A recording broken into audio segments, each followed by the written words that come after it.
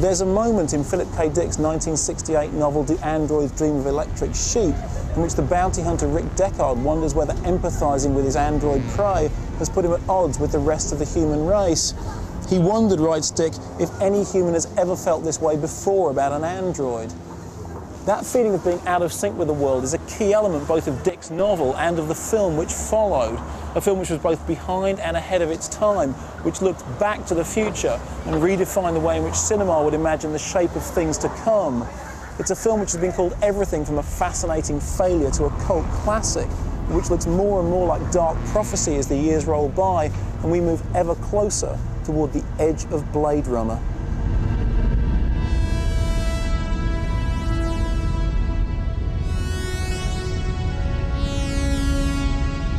I'm going through the eye of a needle when I'm making a movie. I'm writing it, and you're either with me or you're not. If only you could have seen what I've seen with your eyes. Yeah.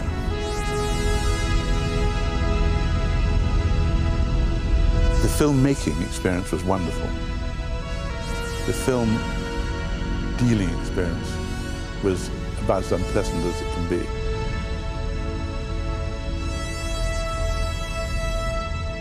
I'd go onto the set and I'd be in another world.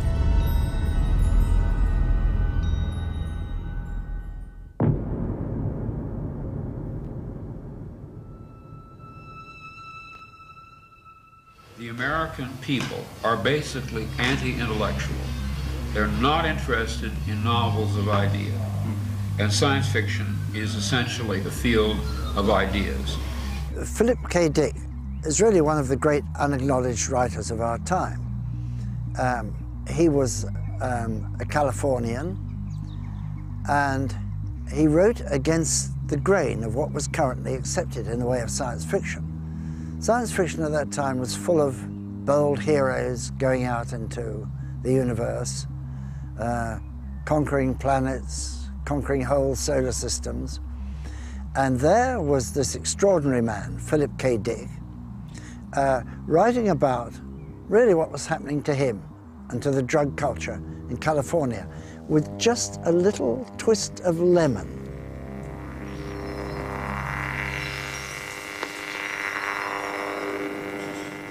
This is the house in San Rafael where Philip Dick wrote Do Androids Dream of Electric Sheep, one of a group of stories optioned during his lifetime that finally made it to the screen after his death.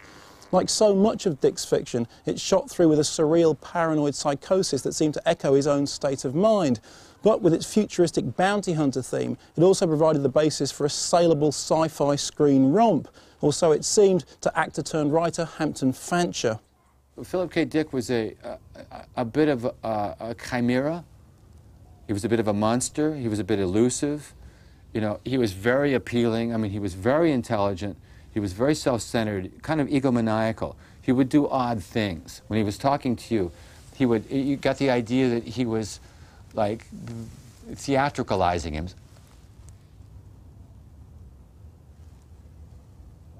Anyway, Hampton, so he was getting a message from the gods. Phil, who had also made no bones about the fact that he had taken a lot of amphetamines early in his career to keep up the pace of being able to write as prolifically as he did, and had kept doing that for over a decade, it really became my conclusion that Phil, to a certain extent, was suffering from classic amphetamine psychosis.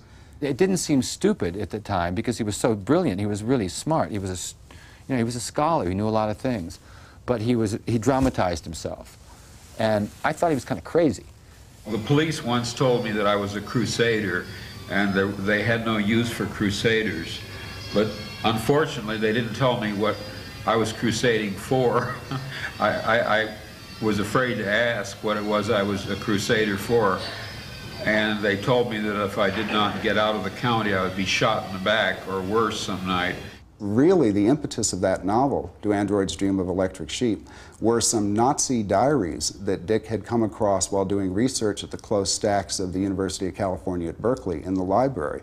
And he was reading the journals of an officer, an SS officer, who had worked in one of these camps. And one of the entries really caught his attention. And the entry was, The screams of children keep me awake at night. And from that little seed, he began thinking, this person is not human. He cannot associate what he's just written. In other words, he's being bothered by the fact that they're exterminating all these thousands of people around him, and he can't get a good night's sleep. So from that, Phil inferred that basically these people weren't human. The Nazis were a synthetic organism. They were completely dissociated from human intercourse. And I think that really is what the spur of the entire Do Androids Dream of Electric Sheep Blade Runner story started out as.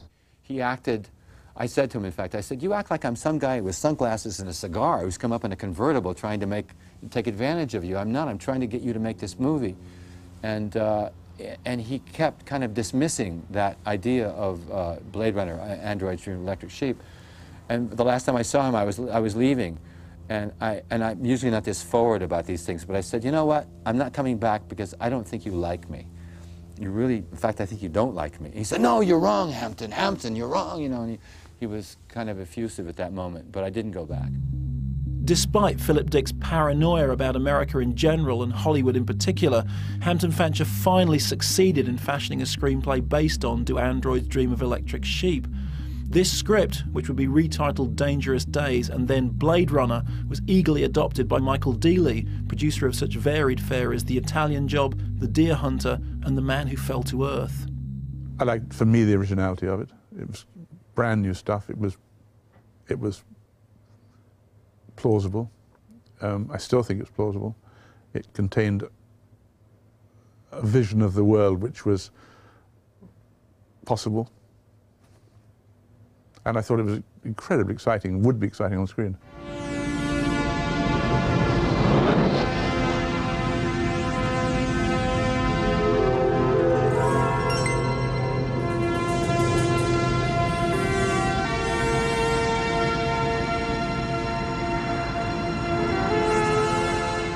Ridley was ideal in one respect, well, many respects, but one particular respect, which is that he has got the best eye of anybody directing film that I know about. I mean, anybody.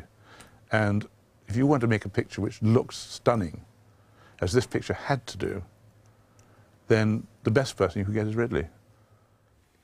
Something personal happened in my life. My elder brother died, and I, to coin a phrase, freaked out.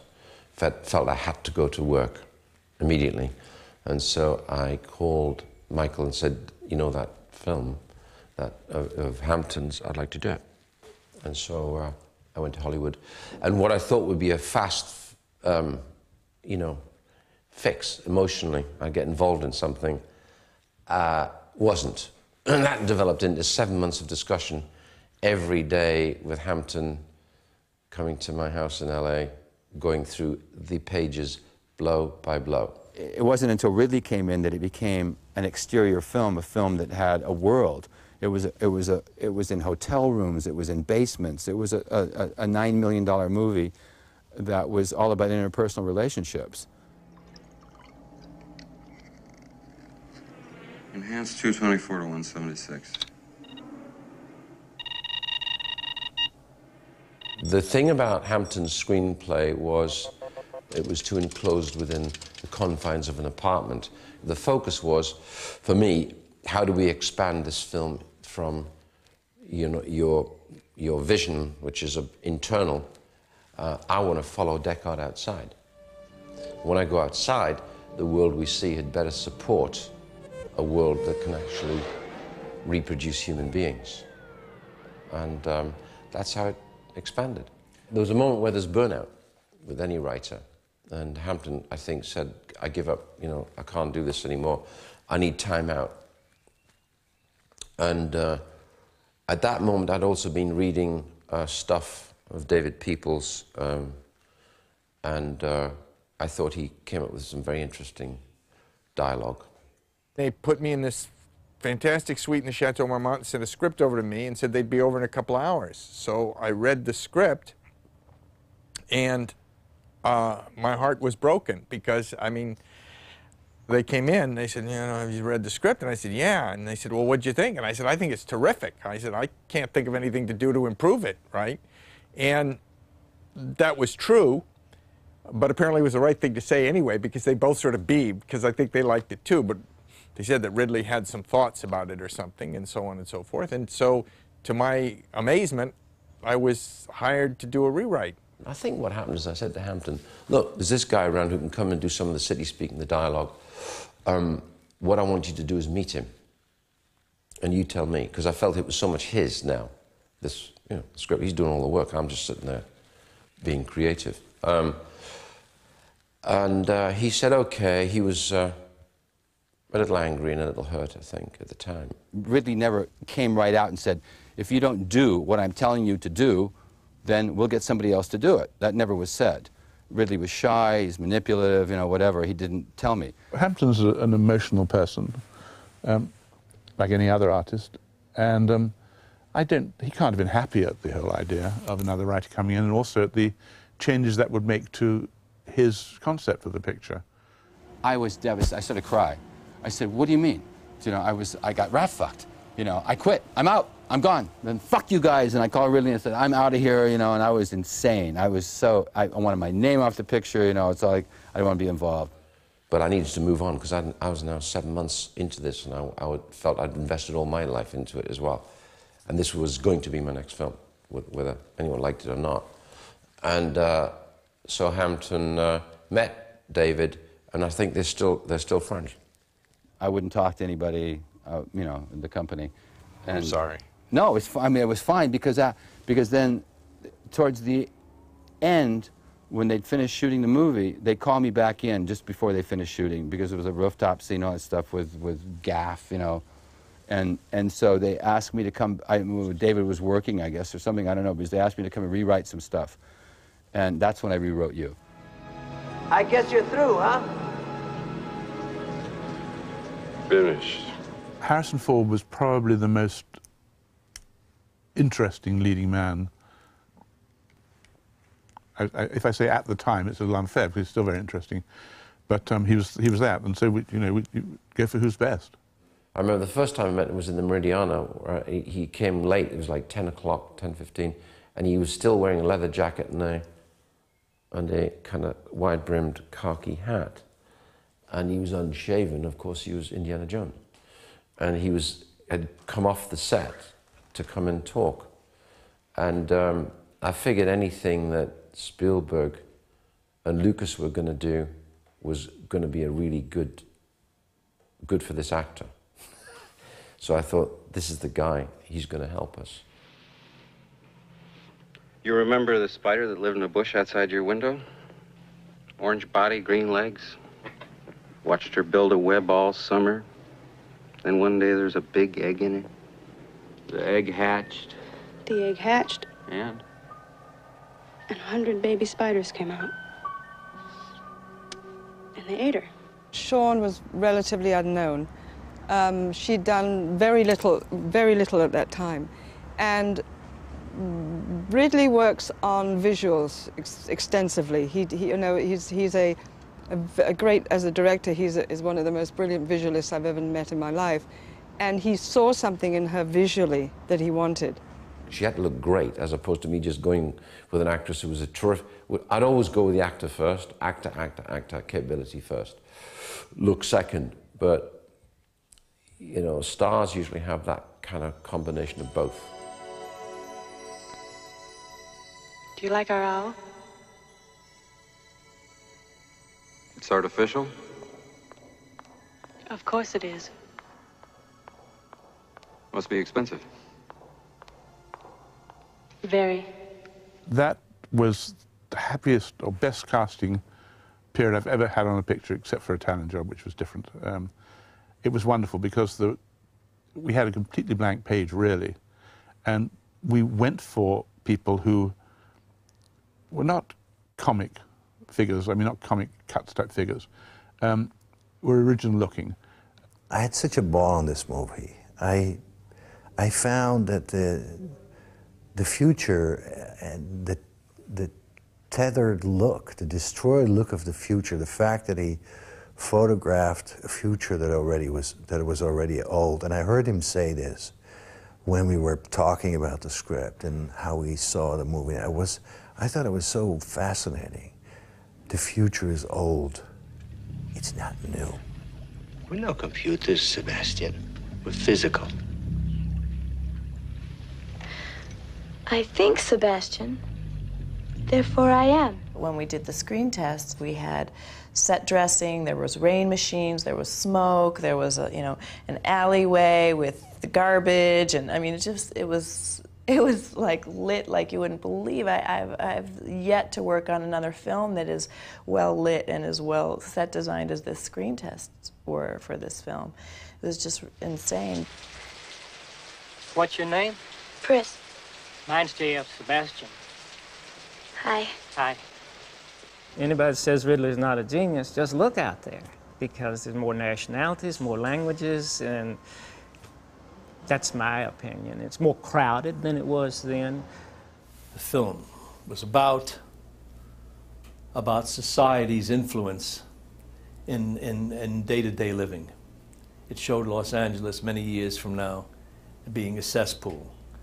And 20 years ago when that was made, as opposed to 20 years today, you can see where Mr. Scott's vision is coming to pass. I wasn't able to visualize what that picture was going to be because I hadn't worked on it at that time, nor did I really know what Ridley was going to do with it much more than when we sat down and talked about his views of some of the things that he was going to attempt to do. But I just thought it was a good gamble and something I could be probably proud of if it comes out the way they hoped it would. This picture, you're building a world which hasn't yet been invented. And you've got somebody like Ridley inventing a world, it's going to be quite some world. And that's the point of Ridley in this case, but also, of course, when it begins to cost money.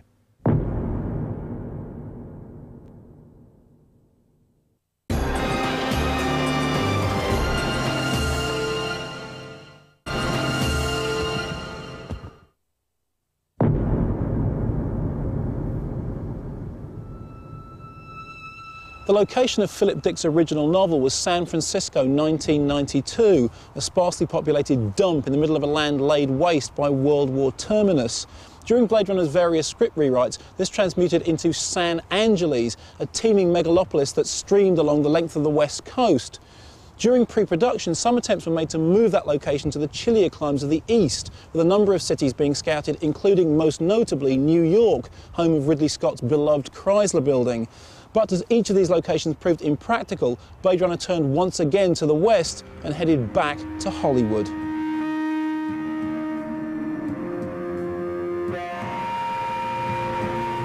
As it appears in the finished film, Deckard's turf is identified simply as Los Angeles 2019, a logical extension of that pollutedly glittering skyline, but peppered with nuances of New York architecture and drenched in typically eastern rain. The main street onto which that rain would fall was this, not actually a Los Angeles street at all, but the old New York set on the Warner Brothers backlot at Burbank, previously seen in such film noir classics as The Maltese Falcon and The Big Sleep, now retrofitted by Blade Runner's production team to create their huge futuristic vista.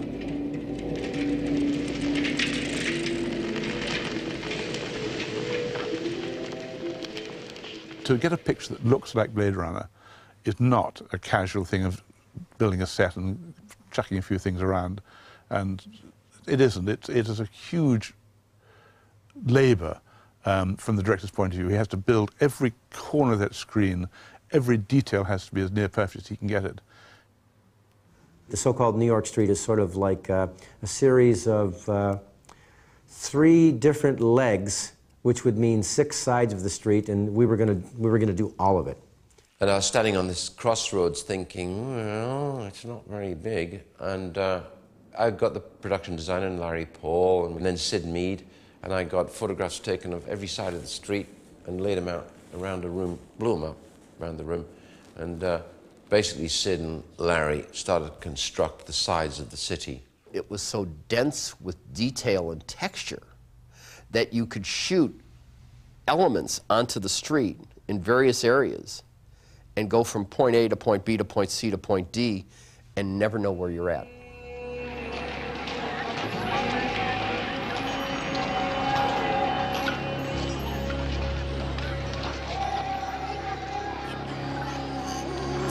So we're here on the old New York set at Burbank. Talk us through where the Blade Runner locations were.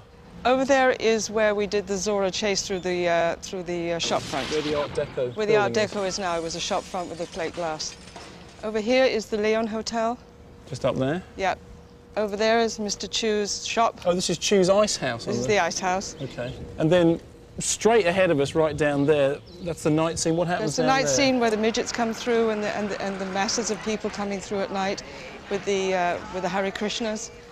And as you can see over here, because there's so much greenery and mountainside, that was one of the main reasons why we decided to shoot at night, because we could eliminate having to mat out the green mountains and the trees. Because if you look down the end of the street, you can just see glorious hills. Exactly. And just over here on the corner was the phone booth. There was no stairs here, there was just a phone booth in where Batty made the phone call before the I-Man. So how far down was this set dressed as Blade Runner? Was it everywhere you can see? We took over everything.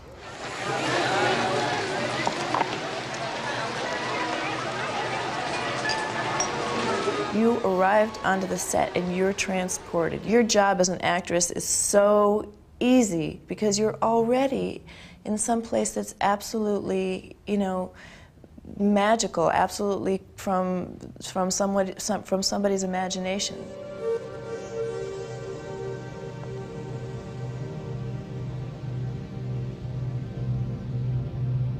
The premise was that, in my design sort of mind, that with these enormous structures going up 2,000, 3,000 feet, decent people never went below the 60th floor. So you had these big pylons and supporting the architecture. And the street then became like a basement, essentially, an urban basement. Sid is this wonderful combination of artist and practitioner and sociologist. He can talk for hours about the logic of urban planning, urban decay, and sociological decay and disorder. And so I introduced him to the deal because I saw the book and thought, that's really interesting, and this guy's got his finger on what could happen and where it's liable to go. As well as the Warner backlot, Blade Runner also took in and transformed a number of existing locations in and around LA. Union Station, for example, became Police HQ, where Captain Bryant first sets Deckard on the trail of the errant replicants.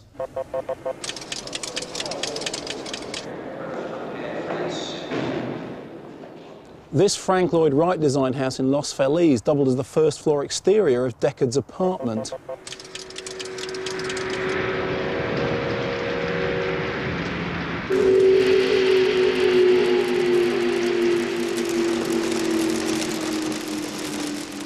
As he wends his weary way home, Blade Runner's bedraggled hero drives his sedan through the 2nd Street Tunnel, which runs between Hill and Figueroa, and which looks as eerily exotic in real life as it does in the film. Describe in single words only the good things that come into your mind about your mother. Most famously, Blade Runner also utilised this, the legendary Bradbury Building, just across the street from the $1 Million Theatre on Broadway in downtown LA. It's here that Pris holes up with her only human friend J.F. Sebastian, and where Deckard finally comes face to face with Roy Batty.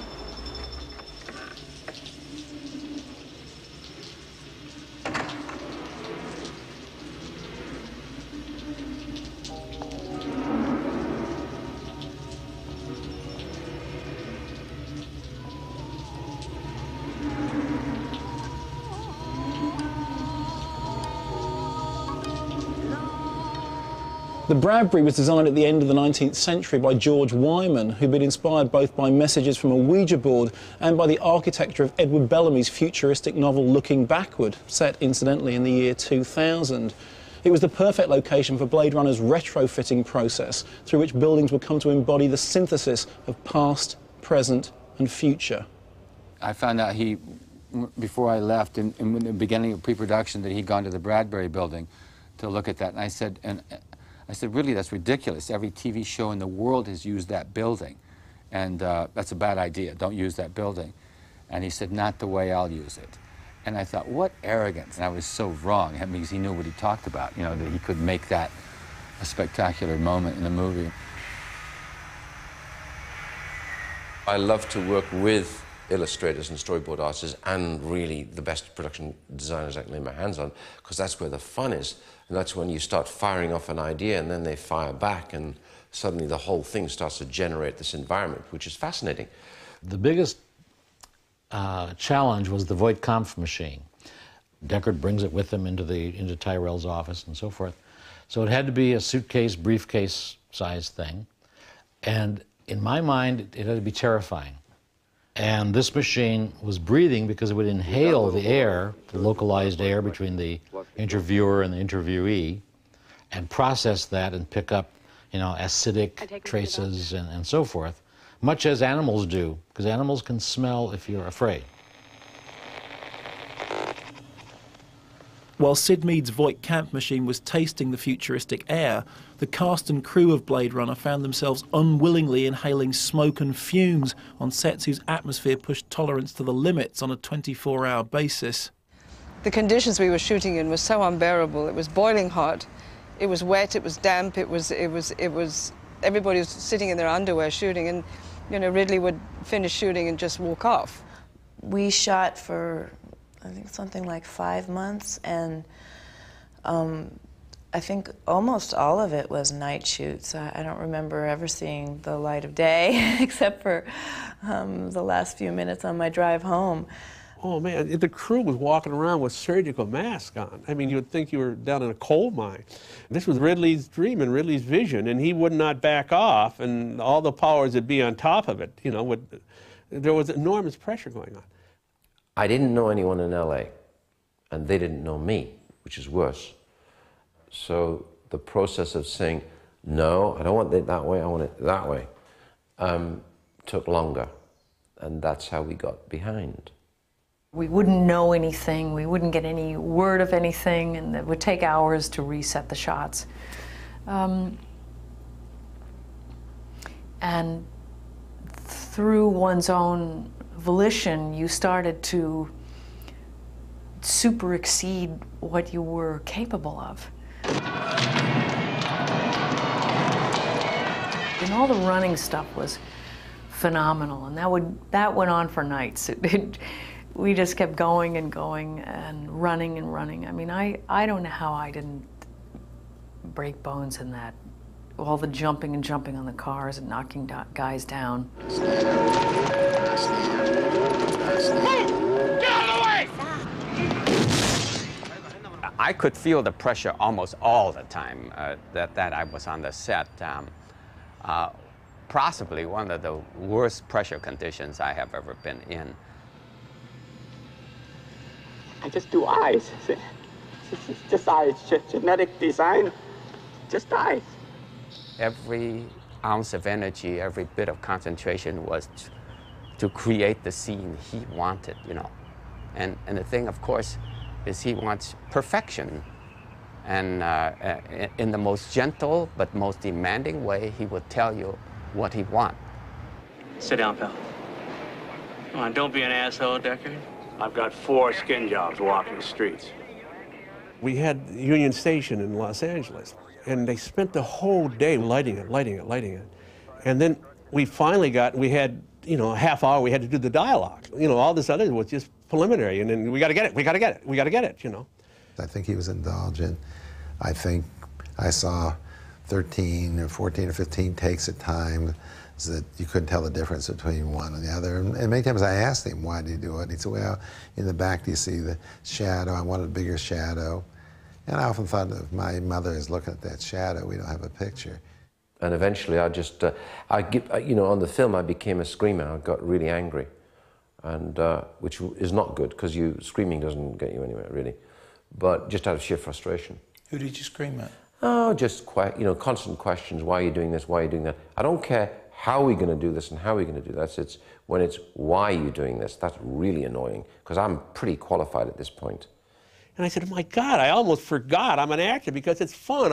It's fun. It's supposed to be fun. It's not supposed to be this all the day, every day, you know? It wasn't willful on anybody's side. It just simply was that they were dealing with people they weren't used to dealing with, or a director they weren't used to dealing with particularly.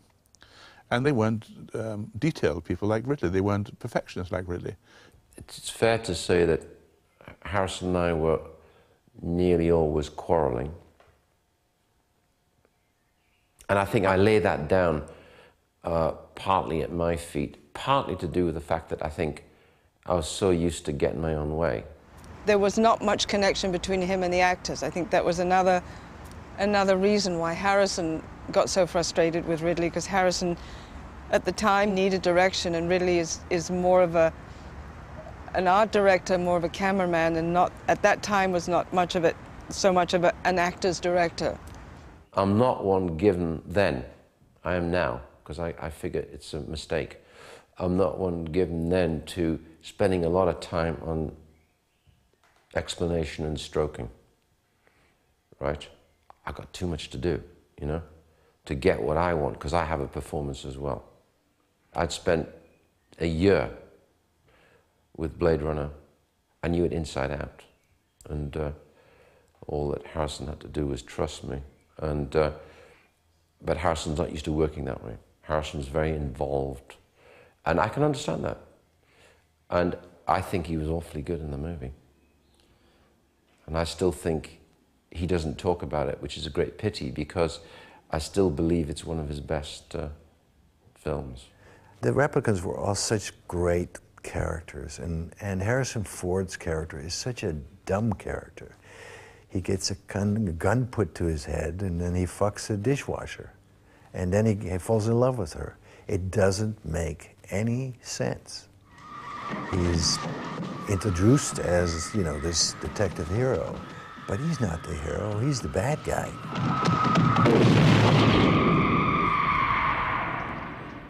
His role didn't seem to fit him, or he couldn't make it fit. I know that was going on, and I don't know why, but if he would have been stronger, I would have not been so shiny, you know.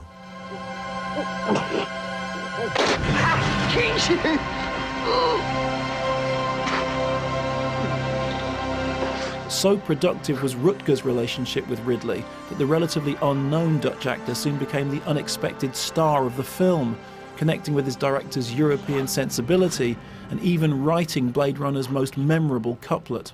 And at 3 a.m. in the morning on the last day, and we're 2 hours from dawn, because we're nearly in the summer months, I think, yeah. And it's already gone blue. So I go to the trailer and say to him, okay, you've got to get out there now, we're ready. And he said, look, I've got these words. He said, I'd just been noodling with them over dinner tonight. That was like 1 o'clock in the morning. Can I just say them? And I said, okay, say them. So I sat in this trailer and I heard them. And that was it. I thought it was beautiful. Rutger read those lines and then kept on going. And he had a bunch of other stuff, which included the tears in the rain and everything. And then he looked at me very sheepishly, like I've been a naughty boy, you know, like, you know, he's an actor and he'd written these lines. I had two lines that I kind of liked for what they pictured, you know, in the universe. I've seen things you people wouldn't believe. Attack ships on fire off the shoulder of Orion. I watched sea beams glitter in the dark near the 10-house gate. There's only so much poetry you can get rid of, you know, and these images are so strong. And then, you know, I came up with the line, all those moments will be lost in time like tears in rain.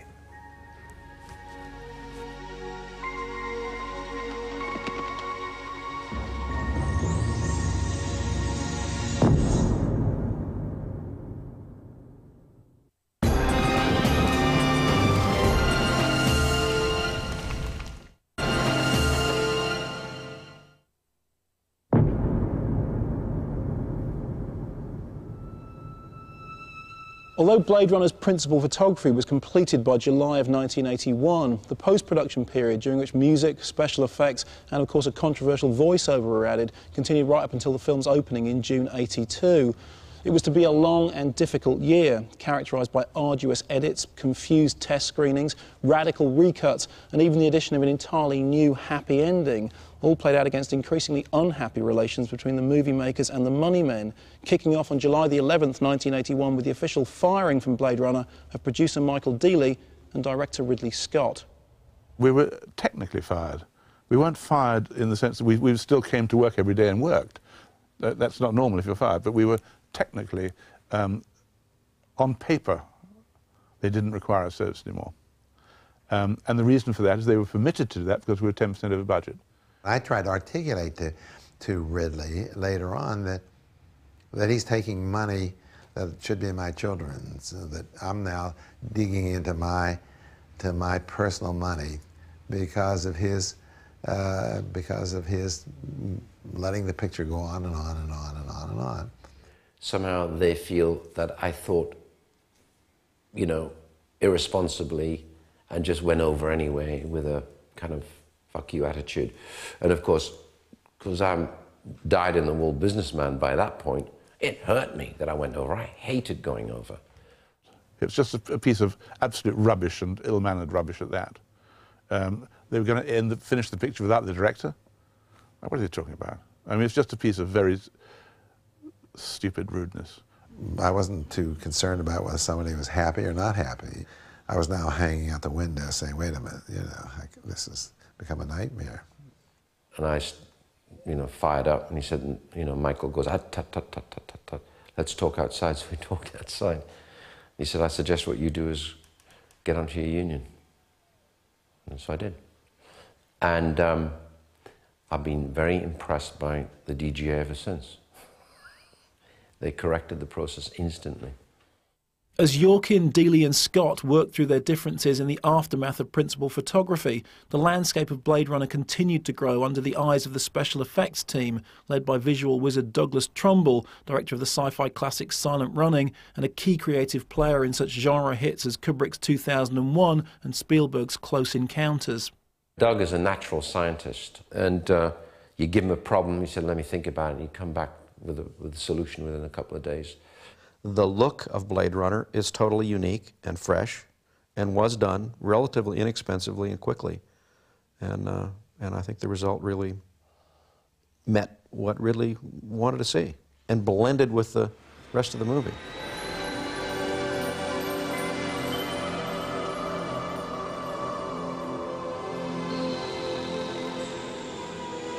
Ridley kept looking at what we had and said, I want to see more, and I want more vastness. And I kept saying, Ridley, we don't have the money. He's not easy to please, and we like that. That's a good thing, because all the guys working on it, you got to remember this is a very young crew and totally couldn't wait to wake up the next morning. You go to midnight, you couldn't wait to wake up to get back to work the next day, what was going to be there.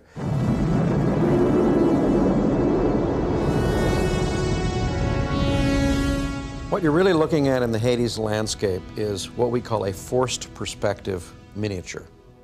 A building in the foreground might have been a foot tall.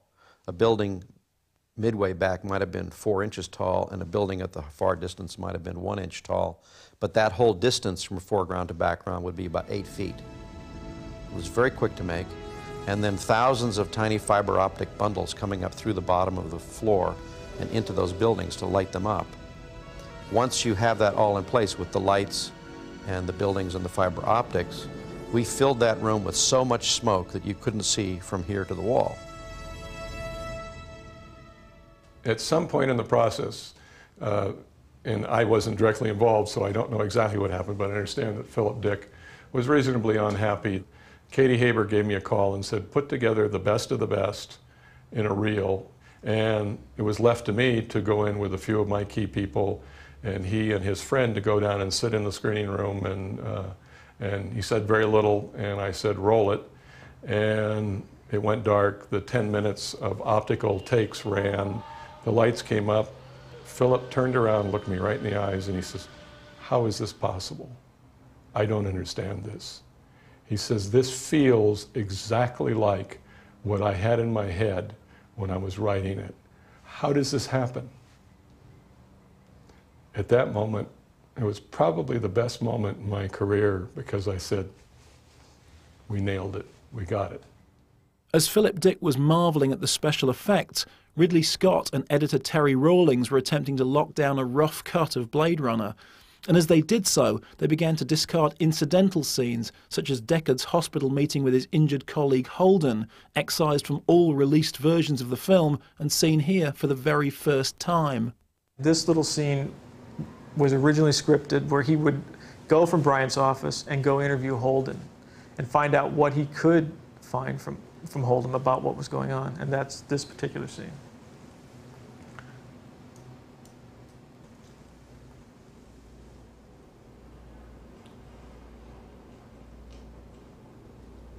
What you reading? Old favorite, Tracer Island. Deckard. Good, friend. It ain't like it used to be, Deck. It's tough now. These replicants aren't just a bunch of muscle miners anymore. They're no goddamn different than you or me. What happened? 10 days ago, security at Tyrell Corp finds 3 intruders in the records room. Kills 1, 2 get away, okay? They do a routine autopsy on the one that gets aired, and what do you know, a skin job. One of the ones that busted out. Top drawer replicant, combat type, met for 6. I decided to check out all the new employees at Tyrell. I void conf 26 boring assholes when in walks this Leon somebody. Nothing special, but very big. Were you getting anything on the machine? Yeah,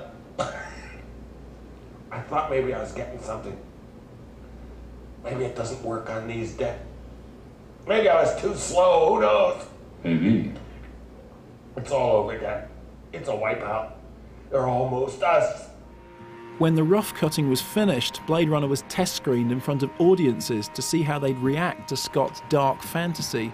The results of those early tests were even more disturbing than the film itself. We sat around in the manager's office afterwards, and it was rather bleak, and Harrison was being positive, actually, saying, I think they liked it, didn't you? I said, I don't know, right? We were waiting for the cards. I mean, they've said it looks amazing, but what the hell's going on? And that's when all the panic really set in. We all were just destroyed. I mean, Ridley sat there just like he'd been hit on the head with a baseball bat, and I did too. And the decision was that we needed a clarification, we needed a voiceover. They don't advertise for killers in a newspaper. That was my profession. Ex-cop. Ex-Blade Runner. Ex-killer. I was there when Harrison did it, and it was just horrendous. It was like a sort of what Ridley calls Irving the Explainer, you know, my name is Deckard and I am an android catcher, and, you know. And Harrison hated it so much that he did it really, really badly, hoping they wouldn't use it, and they did. I never heard that from Harrison, ever, that he hated it. If he did, he never told me. Along with Harrison's new voiceover, Blade Runner was also now saddled with a happy ending in which Deckard and Rachel escape into a lush green landscape, actually constructed from outtakes from Stanley Kubrick's horror hit The Shining. I always remember that we had sort of 30,000 feet turn up. We wanted about 4 shots or something. So we had 30,000, every outtake he did came up, which was good, but it was tacky. The whole idea of the end was tacky, in my opinion. It always was right when they shut that door. Although opinion was divided about Blade Runner's narration and upbeat ending, there was a chorus of approval for the score, which would become one of the defining soundtracks of sci-fi cinema and win international plaudits for Greek composer Vangelis. He will sit and watch every frame and cue off a frame, cue off an expression of the actor. He doesn't just lay on score and say, well, that works. He goes through everything. He thinks himself into the film. I remember, you know, when the first notes hit me, I was like, wow.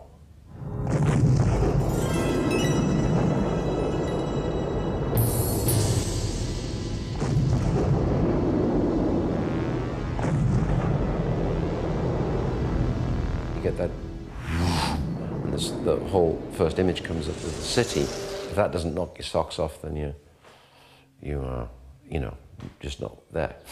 I loved it. I was very happy with it. I was really shocked that it didn't receive as much attention initially as I thought that it would. I didn't think it was surprising. As I say, it was disappointing. I always hoped, well, you know, it will be. It would have little life. Yeah, I certainly hoped it would do a lot better, and I was a little surprised that the reviews were as bad as they were. Well, it was a failure, basically. I mean, that's all it was. It was a disaster. Failure is even, you know. It was, no one liked it. It was a financial, you know, loss. I mean, I saw the audience. They were like split. It was like the Red Sea. You know, here was the people that really were like stunned, and here were the people who were pissed off, you know. That's not LA, it's so depressing. You know, that's not my town. No, it's not. Jesus. To me, it was never intended as a commercial film. I mean, obviously they wanted it to make money, because you don't make them to lose money. But it was more I always thought of it as more of an art film. It was like an art, a grandiose art film. That cost $28 million. Yeah, a lot of money at that time. And what did it take? 17, 16? Not a good bet, really, was it? The downbeat opening of Blade Runner in the summer of '82 was a disappointment both for the filmmakers and the financiers, who recouped only around half their investment from its initial theatrical run. But like the androids of Philip Dick's novel, Blade Runner wouldn't simply lie down and die quietly. In fact, due to the burgeoning home video market, it soon found itself a growing army of fans who discovered that each subsequent viewing unearthed new hidden treasures. And it was those fans, with their obsessive interest both in the film and its tortured production history, who eventually helped bring about a full-scale rebirth of Blade Runner, after a 70mm print of Ridley Scott's original cut was accidentally screened at the Fairfax Theatre in Los Angeles in May 1990. I remember going there. I was working with David Fincher on Alien 3, and we went down to see it because he's an avid Ridley Scott fan. Yeah, and we saw that no titles on it or anything. It was just sent out as it was, and fantastic. The audience reaction, that's what I thought was incredible, to be in there with them, and you can hear them saying, wow, there's no commentary and all this stuff. It was really good. It was like what we intended. Such was the audience enthusiasm for this early print that Warner's promptly authorised the production and release of a so-called director's cut, supervised by respected film archivist Michael Arick, to bring Blade Runner back into line with Ridley's original vision. The goal was to use the original release version as the spine and to go back and put in certain things that he missed and primarily take out the things he felt were damaging, like the narration and the tacked-on happy ending. I'm very satisfied. I think I'm glad we got the voiceover off. I'm glad we got the ending off. The ending didn't make any sense at all. And the ending, the way we have it right now, is fine. I wish I'd had a bit more action early on. Just pure action, just to raise the blood. But obviously people don't need that now because they get the film. It's taken 20 years, really, for people to appreciate it and see it as sort of a first of its kind. I mean, now there's so many movies that have ripped off aspects of Blade Runner. It's people who don't know the film might not even think it was original, you know? It was a very dim and dismal vision of what the future of America was going to be all about. And funnily enough, we're living it now. I mean, you just go down onto Skid Row and you see the squalor and the human waste that is down there, and the multinational, ethnicity of Los Angeles is now very evident. And everything that it said LA was going to be, it's slowly but surely creeping into reality.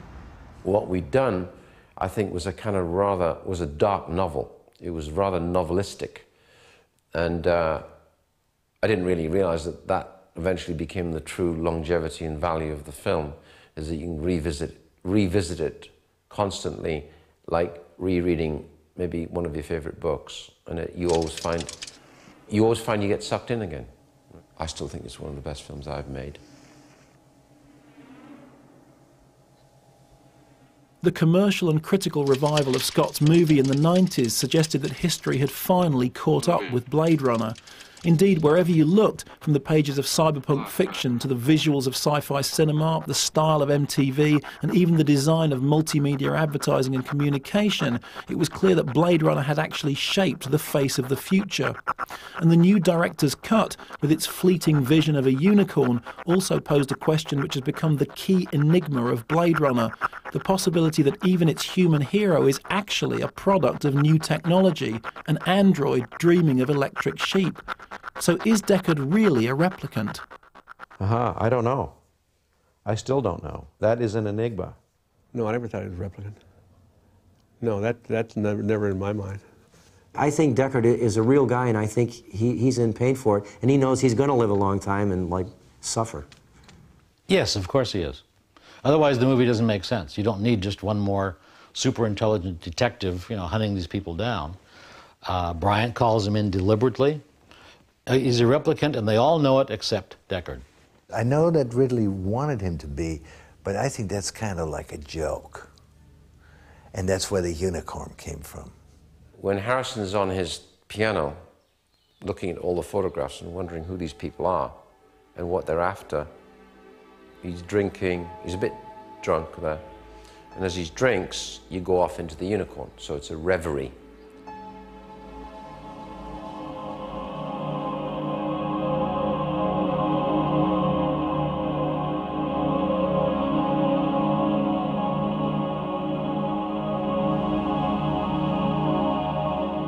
And that was the only reference right there to this abstract image, which is a unicorn. Because at the end of it, he comes out of his thought process. And that never occurs again till the end of the movie. Because when he comes in that apartment, he thinks Eddie's gone in there and killed her. Because they know where she is. And when they come out, there it is. Looks like the unicorn. And it means? He's a replicant.